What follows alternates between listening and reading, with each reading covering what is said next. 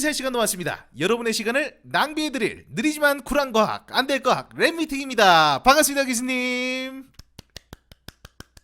자, 그러면 한번 시작해보도록 하겠습니다. 자, 오늘의 주제 바로 퀀텀 닷이죠. 요게 바로 퀀텀 닷이 실제로 이렇게 생겼어요. 요게 바로 이제 나노 사이즈의 반도체죠. 반도체를 나노 사이즈로 만들어서 껍질을 씌운 겁니다. 요 알사탕 같이 생긴 나노 사이즈의 알사탕들이 모여갖고 여기 안에다가 가둬놓고 빛을 쏘면은 그 빛을 받은 퀀텀 닷들이 자기만의 색깔을 가지고 다시 빛을 발광하는 요것이 바로 퀀텀 닷의 가장 큰 예죠. 그런데 이 퀀텀 닷, 과연 퀀텀 닷이 무엇인가? 정확하게 말하면 얘는 반도체예요. 반도체인데 반도체를 나노 사이즈의 구형, 구형이 아니어도 됩니다. 하여튼 나노 사이즈의 모양으로 만든 거가 퀀텀 닷이에요. 퀀텀 닷. 그래서 이 퀀텀 닷 이름만 봤을 때 양자 점이잖아요. 양자점. 왜 퀀텀 닷일까? 왜 이름이 양자점일까? 그러면 이게 양자 역학이랑 관련이 있기 때문에 퀀텀 닷인데 이게 내가 찾아보니까 이 퀀텀 닷이 왜 퀀텀 닷인지를 이 전문가분들이 설명을 할 때 다들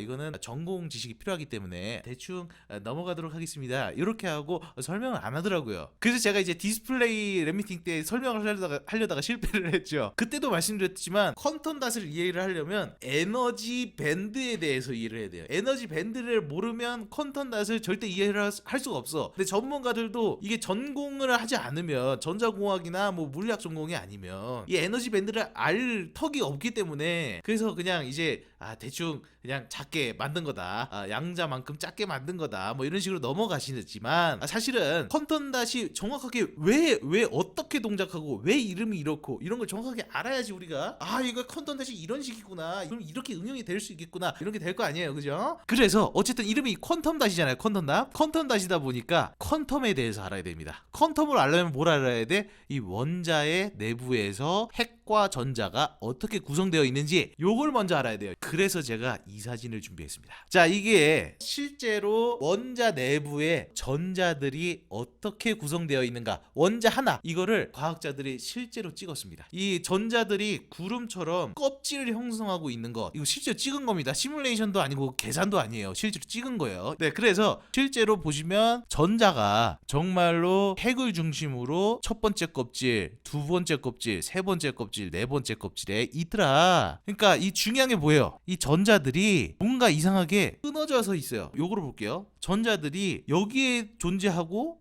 여기에 존재하잖아요. 근데 마치 태양계 그 행성들처럼 여기랑 여기 사이에는 비어있어. 실제로 껍질처럼 구름을 형성하고 있는 거야, 전자가. 그래서 이상하게도 지가 원하는 지점에서만 불을 형성하고 있어요. 그 사이는 비어있어. 진짜로 비어있어. 요거를 우리가 양자화되어 있다 그래요. 양자화되어 있다. 예를 들어서 중심을 기준으로 1cm 떨어져 있는 구, 반지름이 1cm, 2cm, 3cm 이런 거면 가능한데 1.2cm 반지름, 1.5cm 반지름 이렇게 안 되는 거야. 구 사이즈가. 이게 양자화되어 있다라고 그래. 그게 바로 퀀텀이에요. 아파트가 1층, 2층은 있는데 1.5층, 1.3층 이런 건 안 되는 거야. 예, 그래서 그때부터 이제 퀀텀 메커닉스, 양자 역학이라고 불리게 된 거죠. 자, 그렇다면 이게 실제로 전자들이 특정한 사이즈의 구만 만들 수 있다라는 건 이제 실험을 통해서 확인을 했어. 누가 먼저 제안을 했느냐? 바로 이분입니다. 1913년에 닐스 보어, 양자 역학에서는 뺄 수 없는 사람이죠. 닐스 보어. 예, 닐스 보어가 처음 이 얘기를 했는데 전 볼 때마다 항상 이 사진을 넣을 때마다 생각하는 게 궤도 닮지 않았어요?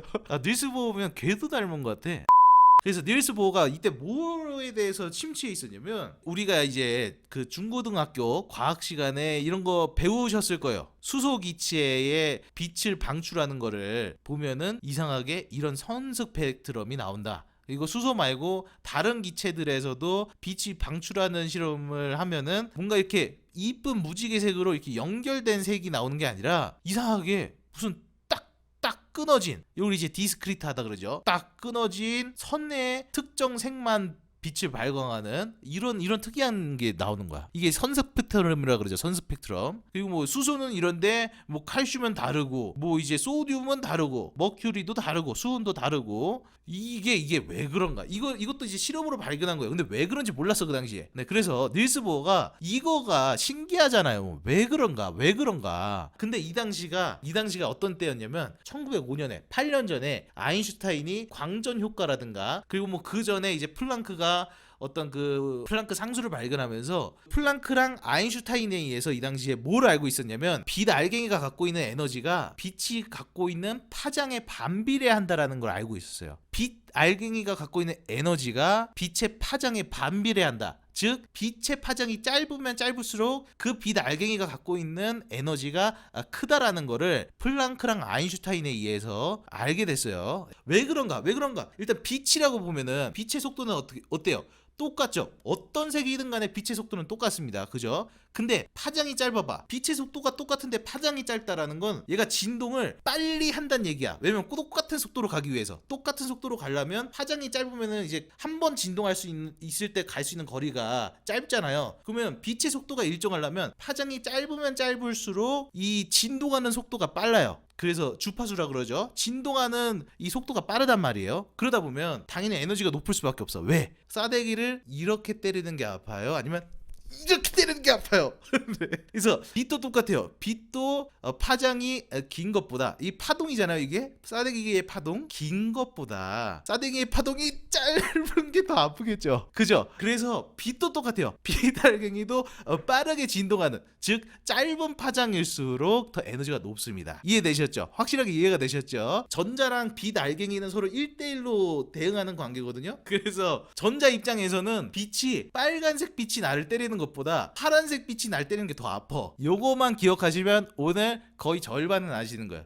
그렇죠. 빛은 전자의 싸대기를 때린다라고 생각하시면 돼요. 그래서 어떻게 했어? 전자를 더 아프게 하려면 빛의 색이 빨간색이 긴 파장이고 파란색이 짧은 파장이에요. 빨간색, 초록색, 파란색으로 갈수록 빛의 파장이 짧아져요. 그래서 닐스 보어가 그렇다면 우리가 원자 모형을 만들어 볼 수 있겠는데? 이게 그 말이잖아 지금. 이게 지금 수소 원자에서 보라색 빛이 나온 거는 에너지가 큰 빛이 나온 거야. 그리고 빨간색 빛이 나온 건 이건 에너지가 작은 빛이 나온 거야. 근데 요 사이는 빛이 나올 수 없는 거는 이유가 뭐냐면 이 사이에 에너지를 갖고 있는 빛은 나올 수가 없는 거야. 그러면 원자는 핵이랑 전자로 이루어져 있는데 전자 간의 거리가 에너지의 크기잖아요. 그림 그릴 수 있겠네? 그래서 보어가 그림을 그립니다. 이렇게. 자, 여기 핵이에요. 핵이고 전자가 마치 태양계 행성처럼 있는 거야. 이 당시 이제 닐스 보어 생각은 태양계 행성처럼 이 핵 주변을 돌고 있는데 이게 전자가 존재할 수 있는 위치가 정해져 있어서 요 사이에는 전자가 돌 수가 없어. 마치 태양계 행성처럼. 그래서 여기 껍질에 있던 전자가 어쩔 수 없이 그 에너지를 포기하고 떨어질 때 그 포기한 에너지가 빛으로 바뀌어서 나가는 것 같다. 그래서 지금 이게 딱 끊어져 있잖아요. 여기 사이는 비어 있고 여기 사이에 빛은 나올 수가 없다. 이 말은 요 사이가 비어 있다는 얘기죠. 요게 전자가 에너지를 포기하고 핵과 가까워지면서 그 포기한 에너지가 빛으로 나오는 게 바로 선 스펙트럼이다. 요거를 정리한 거죠. 이렇게 원자 모형을 만든 거예요. 여기까지 이해하셨죠?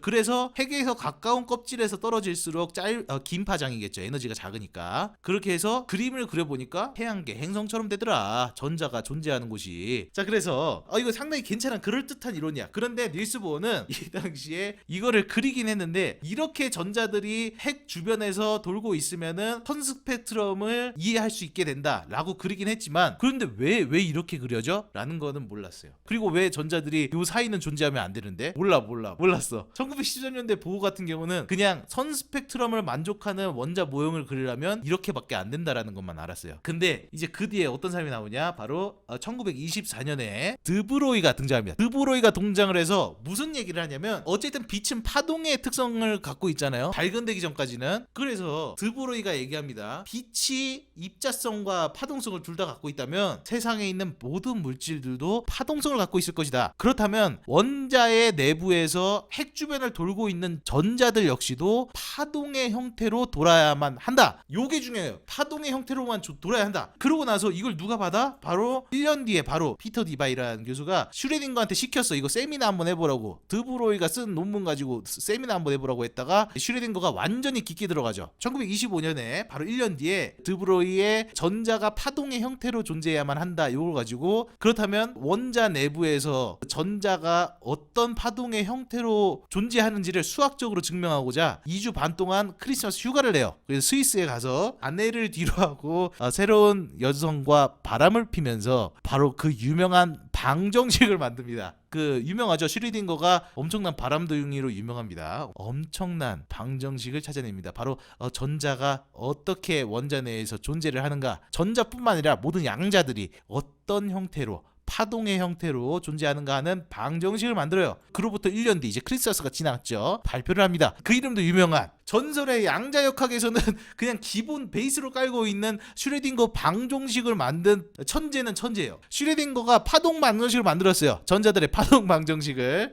여기 보면 되게 복잡하잖아요. 어려운 얘기 아닙니다. 일단 요거 꼬챙이 같이 생긴 거를 싸이라는 이제 기호죠. 싸이라는 기호인데 이 꼬챙이가 그냥 파동이에요. 파동. 코사인 그 파동을 수학으로 그릴 때 코사인 함수, 사인 함수 이렇게 그리잖아요. 그거예요. 삼각함수가 들어가 있어요. 삼각함수가. 파동입니다. 파동을 어디다 곱했느냐? 에너지에다 곱한 거. 파동을 에너지에 곱한 거. 그래서 이걸 파동 함수라 그래요. 이게 뭐야? 파동 에너지. 파동 에너지는 이거다. 요건데 이게 뭐냐면 요거 V는 그냥 포텐셜 에너지예요. 잠재력 에너지죠. 위치 에너지도 그것도 이제 양자역학에서도 양자 에너지들이 잠재적인 에너지가 있을 거고 실제로 움직이는 전자가 움직이는 운동하는 에너지도 있을 거예요. 요게 운동 에너지, 요게 포텐셜 에너지 그겁니다. 그래서 결국에 이거는 뭐다? 파동의 총 에너지는 파동의 포텐셜 에너지 더하기 파동의 운동 에너지다. 파동 에너지의 에너지의 보존 법칙을 정리한 겁니다. 누가? 슈레딩거가. 왜 이게 운동 에너지냐? 뭐 이렇게 생겼는데 운동 에너지야. 잘 생각해 보세요. 운동 에너지 뭐예요? 2분의 1 mv 제곱인데 이게 운동량은 mv잖아요. 그러면은 2분의 1 mv 제곱을 2m분의 운동량 제곱으로 쓸 수 있어요. 여기가 운동량의 제곱입니다. 이게 식이 복잡해 보여도 딱 하나만 기억하시면 된다. 에너지 보존 법칙. 파동 에너지의 에너지 보존 법칙이다. 전자들도 역시 파동의 형태를 띠고 있어야 되기 때문에 관측적까지는 이 에너지 보존 법칙을 만족해야 된다. 요거예요. 그냥 요거만 기억하면 돼. 파동 에너지에 대한 식을 만든 거예요. 전자들이 파동의 형태를 띄어야 한다라는 거를 이제 기억을 하고 있는 거죠. 자, 그러면 어떤 일이 일어나느냐? 이제부터 왜 전자들은 핵으로부터 1, 2, 3 이렇게만큼 떨어져 있을 수 있는데 1.2, 1.3, 1.5 이렇게 떨어질 수 없는가? 요게 이제 등장합니다. 자, 아까도 우리가 계속 고민했던 거 전자는 파동의 형태로 들어간다 그랬어요. 파동이어야 되는데 이 파동이 얘네들도 특정한 그 수의 파동만 가능해. 봐봐. 이걸 이제 스탠딩 웨이브라 그래요. 1배, 2배, 3배만 가능해. 1.5배로 하면은 이 선이 연결이 안 돼. 여기를 돌고 있는 전자들의 선이 연결이 안 돼. 무조건 정수배의 파동이어야지만 원을 만들 수 있어. 전자가 파동의 형태로 존재한다는 건 알았잖아요. 파동 형태로 존재를 해야 되는데 그게 정수배의 파동이어야지만 원을 그릴 수 있어. 신기하죠? 핵으로부터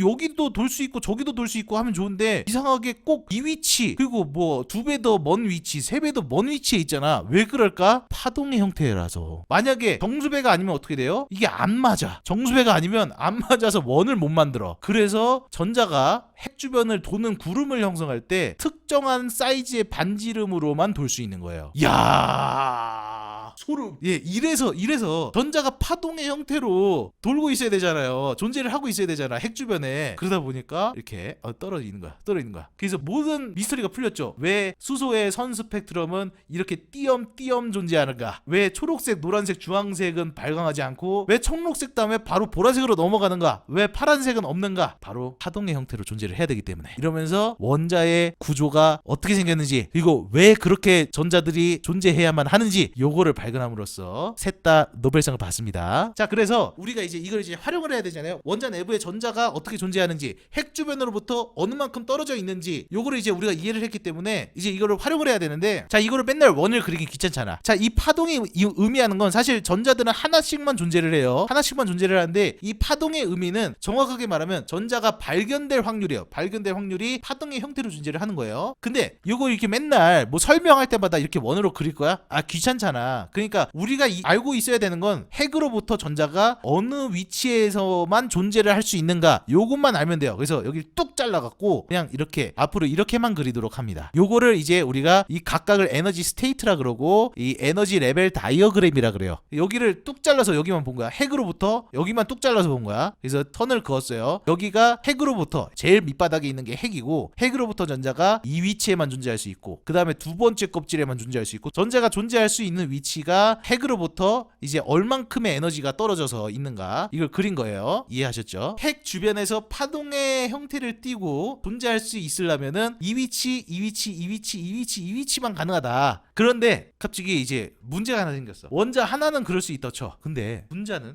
핵 하나를 중심으로 파동의 형태를 띠기 위해서 그렇게 존재하는 건 알았어. 분자 안에서는 이 파동의 형태가 좀 바뀔 수밖에 없잖아. 왜냐면은 우리가 그걸 배우잖아요. 수소 원자가 분자로 결합을 하면은 그 결합을 하는 이유가 공유 결합을 하잖아요. 공유 결합이 뭐예요? 전자를 쉐어하기 때문에. 수소 원자 두 개 붙으면 핵 두 개에서 전자들이 쉐어를 한단 말이에요. 그러면은 이제 파동이 형태가 좀 바뀌어야 되는데, 원자 하나일 때는 에너지 상태들이 이렇게 존재를 했는데, 분자가 되면은 이게 어떻게 될까? 그거를 또 분석을 한 게 바로 몰큘라 오비탈 이론입니다. 에모 띠어리라고도 해요. 에모 띠어리. 뭐냐? 수소 안에 있는 전자가 핵으로부터 존재할 수 있는 위치를 그린 거잖아요. 이 위치가 수소가 원자가 두 개가 합쳐서 분자가 되면 전자가 쉐어가 되면서 분리가 돼요. 두 개로 하나였던 상태가, 그래서 전자가 존재할 수 있는 위치가 두 군데가 생깁니다. 이렇게 분리가 된다. 두 개로 분리가 된다. 하나였던 게 두 개가 된다는 얘기예요. 전자가 존재할 수 있는 위치가. 제일 중요한 것보다 원자가 두 개가 붙으면 이 위치에서만 존재할 수 있었던 게 두 개로 증가하면서 분리가 된다. 그러면 고체는 원자 하나일 때는 상태가 하나였잖아요. 분자가 되니까 하나였던 게 두 개로 두 배가 됐어. 고체는 분자도 이런데 고체는 원자를 수억 수조 개를 한 곳에다 가득 뭉쳐놓은 거죠. 가득 뭉쳐놓은 거. 이게 고체잖아요. 고체. 핵으로부터 전자가 존재할 수 있는 이 위치가 계속해서 늘어나겠네. 자, 그거를 너무나도 감사하게도 프랑스에서 무료로 배포한 영상을 만들었습니다. 이거 한번 같이 보도록 하시죠. 자, 보시면 자, 원자 하나만 있을 때는 아까 핵으로부터 전자가 존재할 수 있는 상태가 여기밖에 없었죠. 근데 주변에 붙으면 갑자기 분리되면서 늘어나요. 막 3배, 5배 늘어나. 그러면서 고체가 되는 순간, 고체가 되는 순간 이 전자가 존재할 수 있는 상태가 하나가 아니라 수십, 수백 개가 되면서 밴드를 형성해요. 요 사이에서는 전자가 아무 데서나 있을 수 있어. 물론 여기 아직 비어있는 요 부분에선 전자가 존재할 수는 없어요. 모든 고체는 다 이렇게 생겼습니다. 모든 고체에서는 전자들이 존재할 수 있는 위치가 띠의 형태로 존재할 수 있게 됩니다. 자, 여기까지 이해하셨으면 여러분들은 전자공학을 지금 당장 전공하셔도 됩니다. 고체는 이렇게 전자가 존재할 수 있는 에너지의 위치 혹은 에너지의 상태라 그랬죠. 에너지 스테이트라 그랬죠. 에너지 위치가 밴드의 형태를 띠고 있다. 자, 그렇다면 이제 이런 걸 설명할 수 있는 거예요. 고체는 3가지 종류로 나뉘죠. 전기가 안 통하는 부도체, 그리고 전기가 통하는 도체, 그리고 전기가 뭔가 조건에 따라서 통하고 안 통하고가 막 결정되는 반도체. 우리 이게 3개로 나누잖아요. 이게 어떻게 구분이 되는가? 이거 구분이 되는 게 바로 이걸 통해서 구분을 합니다. 과학자들은. 자, 어떻게 되냐? 봐봐요. 아까 여기가 뭐라 그랬어요? 전자가 핵으로부터 떨어질 수 있는 에너지 간격이라 그랬죠. 그래서 여기 위치에만 전자가 존재를 할 수 있어요. 여기는 여전히 존재를 못하죠. 그래서 여기를 뭐라 그러냐면 밴드 사이에 갭이 존재한다. 그래서 밴드 갭이라 그래요. 여기는 무조건 파동의 스탠딩 웨이브, 파동에 의해서 여긴 존재할 수가 없어. 그래서 구간을 어떻게 나누냐? 부도체는 이 밴드 갭이 큰 거, 그리고 반도체는 이 밴드 갭이 작은 거, 그리고 도체는 밴드 갭이 아예 없이 그냥 겹쳐버린 거. 위 껍질이랑 아래 껍질이랑 겹쳐버렸어. 전자들이 존재할 수 있는 곳이 이곳인데, 여기서 여기까지 밴드 갭이 크다는 건 전자가 여기 존재하고 싶어도 너무 밴드 갭이 크니까 못 올라가잖아요. 못 올라가니까 여기 가득가득 모여 있는 거야. 전자가 그냥 꽉 차버렸어. 요 안에. 이 상태입니다. 이 상태면 뭐다? 자, 여기에다가 전선을 연결하면 전류가 못 흘러. 전자가 움직여야 전류잖아요. 전자가 움직여야 전류인데 전자가 못 움직이니까 전류가 안 흐르는 거야. 그게 바로 부도체입니다. 나무, 플라스틱, 유리, 이게 전기가 안 통하는 이유가 꽉 차 있어서 전자가 움직이를 못해. 원자에서 계속 넘어가야 쭉 전자가 이동을 하면서 전류가 흐를 거 아니에요. 근데 전류가 흐르지를 못하는 거야. 전자가 꽉 차서 갇혀버려가지고. 그리고 도체 볼까요? 도체? 근데 밴드가 형성되다 못해서 위에 있는 껍질이랑 밑에 있는 껍질이 붙어버렸어. 붙어버리면 어떻게 돼? 전자가 야 왜 이렇게 넓어? 나 아무데나 있을 수 있네? 야 나 여기도 갈 수 있네? 저기도 갈 수 있네? 예! 뭐 이러면서 이런 상태가 됩니다. 도체 내부의 원자들을 보면은 실제 전자들이 존재할 수 있는 밴드가 붙어버린 상태가 돼 있다. 그러다 보니까 전자가 존재할 수 있는 위치들이 너무 많잖아요. 여유로워. 널널하다 보니까 전자가 잘 흐를 수 있다. 잘 움직일 수 있다. 그래서 금속은 다 이렇게 생겼어요. 금속은 그래서 전자들이 금속 원자들 주변을 그냥 자기가 마음대로 돌아다녀요. 마음대로 돌아다녀요. 이게 바로 도체입니다. 반도체는 뭐다? 반도체는 이 밴드와 밴드 사이에 갭이 좀 존재를 하는데 작아. 이걸 반도체라 그래요. 왜? 자, 이 정도 갭이면 약간의 에너지가 외부에서 이 전자들의 공급만 돼도 소수의 전자들이 몇 개 올라갈 수 있어요. 예를 들어서 아까 말했던 그 싸대기 잘 때리는 파란 빛 혹은 뭐 이제 그 빨간 빛 기억하시죠? 빛알갱이가 전자랑 1대1로 상호작용을 한다 그랬잖아요. 그래서 빛이 여기서 들어와. 빛이 들어오면 이 전자들이 빛 에너지를 받고 위로 올라갈 수 있어요. 갭이 작아서. 혹은 온도만 높아도 전자들이 위로 올라갈 수 있어요. 온도 에너지 때문에. 근데 전자들이 느끼는 온도라는 거는 사실은 전자들이 온도 에너지가 전혀 없는데 라고 느끼는 게 우리 기준으로는 영하 297도가 돼야지 전자들이 전혀 열 에너지를 안 받고 여기 갇혀 있는데 지금 우리는 상온에서 살고 있잖아. 상온 기준에서는 이미 전자들이 뜨거워. 열 에너지를 받고 있어. 온도 에너지를. 그러다 보니까 실제로 반도체 내부에서는 일부 전자들이 이 전도체 위에 올라와 있습니다. 확률적으로. 그래서 한 요 정도 상태예요. 요 정도 상태라서 여기에서 전선을 연결해서 전류를 뽑아내면 약간은 흐르는데 여기다가 뭐 이제 예를 들어서 전압을 주고 뭐 이러면은 약간 흐르는 걸 많이 흐르게 하고 이런 걸 조정할 수 있게 돼요. 그러다 보니까 반도체를 가지고 스위치를 만드는 거예요. 반도체를 가지고 스위치를 만드는 거예요. 근데 하지만 오늘은 컨턴다 특집이기 때문에 지금부터 컨턴다시 뭔지를 완벽하게 이해를 시키도록 하겠습니다. 그래서 이 밴드갭이 작다면 아까 뭐라 그랬죠? 빛 에너지 정도만 받아도 얘가 위로 올라갈 수 있는데 그걸 또 이제 한번 봐야 돼요. 그러면 빛 에너지가 어느 정도 되는가? 감사하게도 과학자들이 빛 에너지가 얼마나 되는가를 계산해 놨어요. 전자 기준에서 한 에너지라 그래서 일렉트론 볼트를 쓰는데 단위는 중요하지 않습니다. 그냥 이게 다 숫자가 크면 에너지가 큰 거야. 그래서 파장이 긴 빨간색은 싸대기를 길게 때리기 때문에 덜 아프지만 파장이 짧은 파란색 보라색은 파장이 짧기 때문에 아파. 에너지가 크죠. 그래서 실제로 이 빛 에너지 하나가 갖고 있는 전자에다가 전달할 빛 알갱이의 에너지가 다음과 같은 크기로 되어 있기 때문에 밴드 간의 간격을 봤을 때 어떤 반도체를 선택했는데 반도체가 갖고 있는 밴드 갭이 한 2.2 정도 됐어. 이 전자 밑에 껍질에 있던 전자가 위 껍질로 올라갈 수 있는 에너지가 2.2 일렉트론 볼트라고 하면은 이 반도체 물질에서는 빨간색 빛은 아무리 때려도 이 전자가 못 올라가요. 에너지가 안 돼서. 근데 노란색 빛보다 짧은 파장인 노란색 빛, 초록색 빛, 파란색 빛, 보라색 빛을 이 반도체에다가 쏘면은 전자가 밑에서 위로 올라갈 수 있습니다. 이 에너지 밴드갭보다 작은 에너지의 빛을 쏘면은 못 올라갑니다. 근데 이걸 이제 흡수라 그래요. 흡수. 전자가 윗껍질로 올라갔어. 아까 선 스펙트럼 본 게 뭐예요? 윗껍질에서 전자들은 항상 안정적으로 있고 싶어 하잖아. 밑으로 떨어져 있고 싶어 하잖아. 중력을 받아서 우리가 인간이 떨어지듯이 전자들도 똑같이 밑으로 떨어지고 싶어 한단 말이에요. 떨어질 때 아까 수소의 선 스펙트럼처럼 전자들이 밑에 껍질로 다시 떨어질 때 또 빛을 방출하는데 이 방출하는 빛의 색은 뭐다? 밴드갭에 의해서 결정됩니다. 밴드갭이 아까 2.2인 반도체를 쓴다고 예시를 들었죠? 그러면 아마 이 반도체에서 나오는 빛은 노란 빛일 거예요. 노란 빛. 왜? 이 밴드갭만큼의 에너지로 방출하기 때문에. 이제 과학자들이 이해만 했잖아.